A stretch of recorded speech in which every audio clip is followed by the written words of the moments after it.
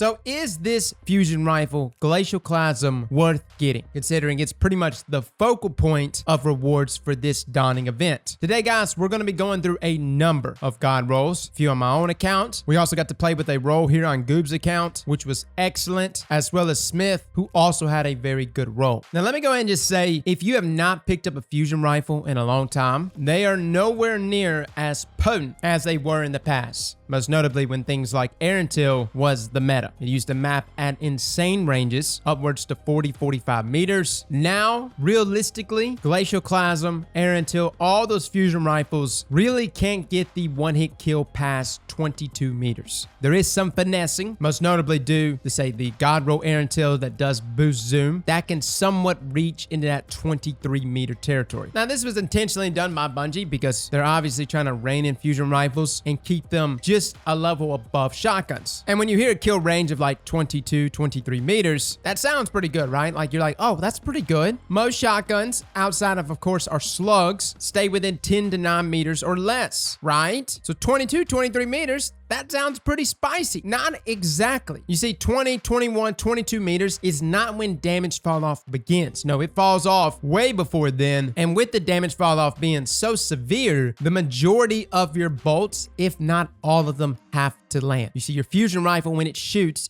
7 bolts. Now, what made these high impact fusion rifles so desirable is that realistically, you only have to land 4 bolts within its optimal range, hitting its full target damage of 48 damage per bolt. And that was like the magic number back inside of Destiny 1, 4 bolts to secure the kill. But the further you get in range, the more bolts you have to land due to damage fall off, almost to the point where you have to land all 7 bolts to actually secure a kill at great lengths. And even the godliest rolled fusion rifles have a difficult time keeping those bolts completely in line and landing all of them, which is why we sprinted out here to find the god roll. So let's just go over a few rolls. Number 1, these are the random rolls found on this weapon. Probably noticed traits like Killing Wind, Surplus, Under Pressure, Slideshot, some top tier perks for sure. Next to it though, you do have perks like Swashbuckler, High Impact Reserves, Demolitionist, Surrounded. Some of these are better than others. I lean toward High Impact Reserves more than any other trait here when it comes to high impact fusions, as that elevates the damage on the low end of your magazine to almost 50 damage per bolt and even a little more, allowing us to secure the 4 bolt kill on even max resilience guardians. You see, that's the key. And again, landing 5 bolts is not necessarily difficult, but take a guy that's sliding around, that's moving on you, that's trying to juke your shots. If you can eliminate 1 extra bolt to secure the kill, you just greatly increase your chances of winning that gunfight. But those are the random rolls, which actually takes us to the number of different rolls that we tested out for today's video. First up, we got a Slideshot High Impact Reserve. I think on most weapons, we would go, wow, that's pretty good, right? Running and gunning, but this is a fusion rifle. And I found that Slideshot was not necessary whatsoever. You see, the Slideshot perk, where you get that boost to stability as well as range, is only for like literally a second. Like I've talked about Slideshot in the past, you have to be sliding and shooting in order to proc Slideshot. I like this on a lot of weapons, but I don't like this on charge related weapons, meaning by the time you actually charge this fusion rifle and proc Slideshot, it's a good chance you actually missed out on that buff to range and stability. On top of that, the buff to range is hardly noticeable, which takes us to our next roll. Killing Wind, High Impact Reserves. Oh, this looks good, man. Like really, when you take a look at this, you got Chamber Compensator for that increase in recoil direction. You got Projection Fuse for that bump in range. High Impact Reserves, Killing Wind. Everything here looks perfect. Killing Wind also lasts longer whenever you land final blows and increase mobility, weapon range, and handling. Sounds pretty good, right? Does it boost the kill range? Barely. When I say barely, I mean literally barely. 1 meter. 1 meter does it boost the kill range. It's very apparent that Bungie here has put a ceiling here on Glacioclasm as well as other high impact fusions. I know this fusion rifle has some good stats, can roll with almost max range with the right combination, has a zoom of 16, but probably the biggest thing that's holding this fusion rifle back is the fact that it doesn't come with scopes. It comes with barrel perks. There's a reason why people choose Air Intel or Wizen Rebuke over fusion rifles rifles like Gallant Charge. I love Gallant Charge, but is it meta? No. So sure, Glacioclasm might actually have a little more zoom based default against some of these other fusion rifles, but it doesn't matter. Fusion rifles like Alatha, Erentil, they all got zoom scopes, things that substantially kick that zoom and range up, allowing them to outperform Glacioclasm here. Now I understand that ceiling that we just talked about, Erentil runs into that too. Like I couldn't get past 24 meters, even with God roll Erentils, but it's 24 meters versus 21 meters. You get where I'm coming from? So it does make a difference. And in a world where Fellwinter's is constantly being shoved down our throats, 3 meters of extra range is actually kind of nice. But now that we understand that Glacioclasm has certain restrictions, we want to build it for that short range. How do we make this fusion rifle more consistent than any other legendary fusion? Which takes us to this roll right here. This was by far the best roll that we played with. It came with extended barrel, projection fuse, high impact reserves, and surplus. Now surplus really surprised me. A lot of great benefits to surplus, including increased handling, reload speed, but probably the biggest one is the stability bump that surplus grants you. Now this may not be super noticeable when you only have one of your abilities charged, but if you have 2 or more abilities charged, and especially if you have all 3 abilities charged, surplus is fully proccing and making a ginormous difference here in our bolt bursts. Look at this. These are actually breakdowns of no abilities. You kind of see separation there. You see where it's just kind of random, one ability, but notice about 2 abilities, it really starts to bring those shots together. And then at 3 abilities, look at that. Now there's something to take note of with fusion rifles especially. You've probably seen us talk about it in the past. I know cool guys mention it, to always be crouching when you shoot these fusion rifles. What I actually like to do is I don't mind standing up when I'm charging my fusion rifle, but halfway through my shot, I crouch. The reason for this is notice the burst pattern. You've got 1, 2, 3 bolts that deviate from each other pretty substantially here, and then you have 4 bolts that just stack on top of each other. Now, if you're aiming at somebody's kneecaps, that's perfect. That means those 4 bolts, good chance at least one of them will make contact, if not all of them will make contact. And this is not necessarily a big issue up close, but at far ranges where you're trying to still secure that kill at 21, 22 meters, you got to land all your bolts. But if you crouch mid-release of your charge, this will do essentially the same thing as aiming at someone's kneecap. You literally drop your weapon shot down, meaning you pull those 4 bolts that are grouped together down to the first 3 shots level. That way, all your bolts are grouped together. You got to kind of drag it. And I know some people might just reticle drag with either their mouse or their joystick. I found that just stopping, crouching, mid-release of your charge was a very easy way of keeping those bolts together. And on top of that, you are double dipping into that high impact intrinsic perk. Think of that perk as like a 0.5 firmly planted. So hands down, I found that surplus was probably the best trait there. I know killing wind seems like it would be the go-to option, but surplus was just really, really nice, even surpassing that of under pressure for me and Slideshot. High impact reserves is still the go-to, simply because it could secure the kill and 4 bolts, and in a world where there are guardians that are rocking higher resilience, this can lock down the kill on them. Now, is this the best fusion rifle in the game as of now? No, it's not. At least not here on PC. Curious to know how Glacioclasm is performing on console. Hands down though, I think the king of fusion rifles when it comes to the short range is of course Bastion. I know it's an exotic, so maybe it's an unfair comparison, but Bastion is just king up close due to his charge time only being 780. The fact that it just does a substantial amount of damage with each volley, and it's got 3 volleys in total. If I was to play long range though, and secure kills at long range, and of course control areas, hands down Telesto's still my baby. And I'm not saying that in a biased sense. Telesto is like the new mountaintop for me. No, it's not as OP as mountaintop, but I mean the way in which we use it. A lot of times I didn't even use mountaintop as a means to kill people directly. I would just place sticky grenades everywhere and lock down areas and play cleanup with a primary. You can do the exact same thing with Telesto. On top of that, there is no damage fall off with Telesto due to it shooting projectiles with those crystals. I think Glacioclasm is good, but man, it's got some competition, and not exactly in the fusion rifle department, purely against shotguns. On PC, we've got folks that just ape blindly and can do so with ease. So I felt like half the time, even when I would pre-charge with Glacioclasm around corners,